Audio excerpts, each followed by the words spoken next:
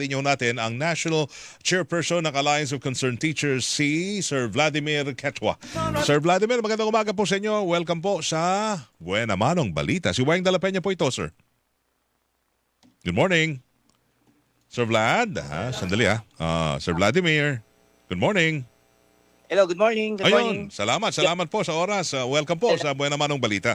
Si Wayne po ito ay kami ho'y makikibalita lang dahil nga merong order ng Department of Education na babaguhin ang schedule ng pagtuturo ng mga pampublikong guro, Sir Vlad.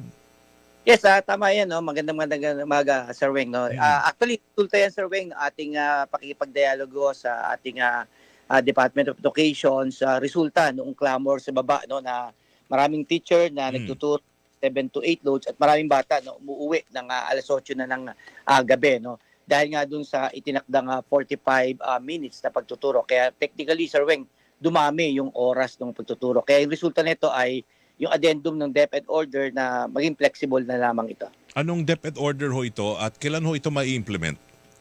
Well, as soon as possible, pero sa ground, Sir Weng, no, tatapusin lamang yung, kasi ngayong week na darating ay midterm exam na sa mga senior high school, first period exam na sa mga elementary at high school. So after this ay i-implement na yan. No? Ibig sabihin, technically, babalik na uli sa dati na 50 or 55 o 1 hour. Depende nga dun sa tinatawag nating grounds o katangian ng mga eskwela. Kasi may mga eskwela, Sir Weng, na maliit at lamang ng one shift, meron namang malaki, nagde-deliver ng 2 to 3 shifts. So alin yun yung magpipit, kaya tinawag siyang na flexible. Flexible. Okay, kasi di ba ho ang guideline ata 6 na oras dapat ang pagtuturo, teaching teaching hours ng ating mga guro, tama?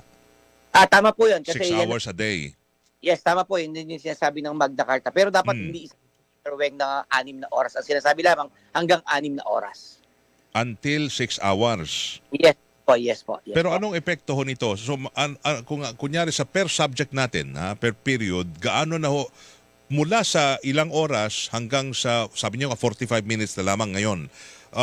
Ano ang epekto nito sa haba ng oras ng pagtuturo? Well, muna konti, yun na lang yung hahawakan ng mga teachers.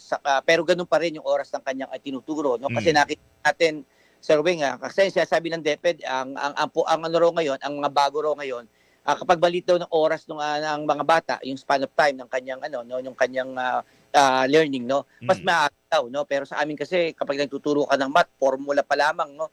Kailangan talaga medyo mahaba-habang oras. Oo. Galing yung aming sentimiento, no? Ibig sabihin yung aming clamor, no? Kasi makikita nyo, may mga viral na pagtawag pa lamang ng aming mga bata, maubos na talaga Ubus yung na, oo. So anong asano ng mga estudyante? Unahin natin sa mga estudyante sa susunod na, kunyari, sa susunod na buwan siguro kasi nga may kwento tayo.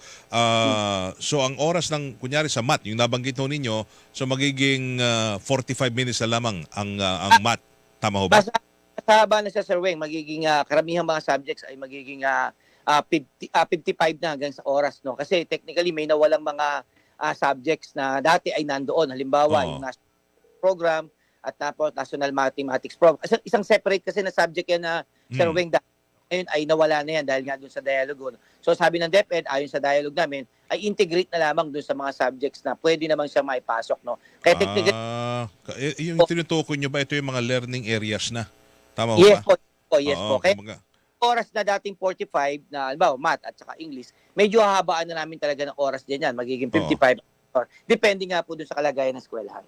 So longer ang period na, magiging longer. Pero hindi naman ito magiging parang overload naman sa mga teachers. Mas maluwag to sa kanila. Kasi ang pagkakaintindi natin, yung una is 6 hours. So dapat every hour, turo ka ng turo. Wala kang pahinga masyado. Lipat ka lang sa ibang building o ibang classroom. Ganun, yun lang yung pahinga mo. Pero every hour, turo ka ng turo. Pero ngayon, hindi na magiging ganyan. Hindi naman. Kasi kung sobra talaga sa oras, sobra talaga sa 6 na oras, Sir Weng, may kakiba talaga na overload o overtime pay. So ang isang teacher, sa isang araw, mga ilang subjects lang ang pwede niyong ituro na. Magiging maluwag para sa kanya. Pero yung sabi niyo, 55 minutes namang ilala niya per subject. Magiging 5 hanggang 6. Depende yan, Sir Weng. Kung merong advisory siya, ang idea 5. Kung walang advisor, tinatawag namin 5+1 yan. Ibig sabihin, yung 1 talaga, yan yung homeroom, pag by advisor. Pero pag wala, tulad ko, ay 6 po na subject siya. 5 to 6 subjects na lamang. Kumpara ho sa ngayon na nakakailan sila? Naku, merong siyam na Sir Weng dahil nga sa 5. So ang haba talaga ng preparation niya. Kaya kung teacher, merong 8 o siyam na sections na tinuturuan at pag-check pa lang, Sir Weng, ang hirap niyan. Tapos ang dami pinupuntang mga eskwelahan. Mga building. So ang hirap ng mga teacher. Okay, so from 8 to 9 subjects, ang isang public school teacher sa isang araw, gagawin na lamang niya ay 5 to 6 Yes po, tama po. subjects na lang.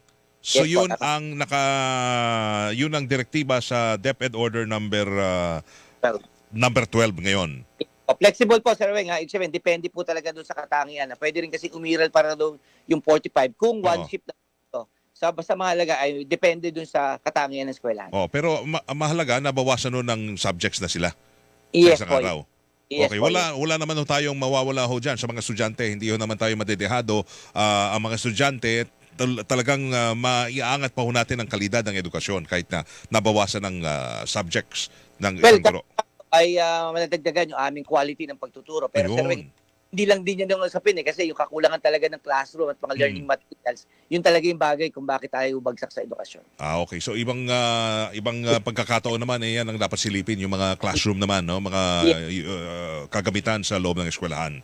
Pero ngayon at least mababawasan ang subjects ng mga teachers sa pagtuturo. Pero mas ang kalidad, hinahaban nyo nga konti, at least may panahon talaga para yung mga estudyante pwede pong magtanong sa guro. Hindi yun nagmamadali, di ba? Tama po. Alright, sir. So Vladimir, salamat po sa paglilinaw na yan and good luck. Happy Teachers Month po sa lahat ng ating mga pampubliko at mga guro sa ating bansa. Okay po kayo. Thank you. Sir Vladimir Ketwa, ang National Chairperson, Alliance of Concerned Teachers.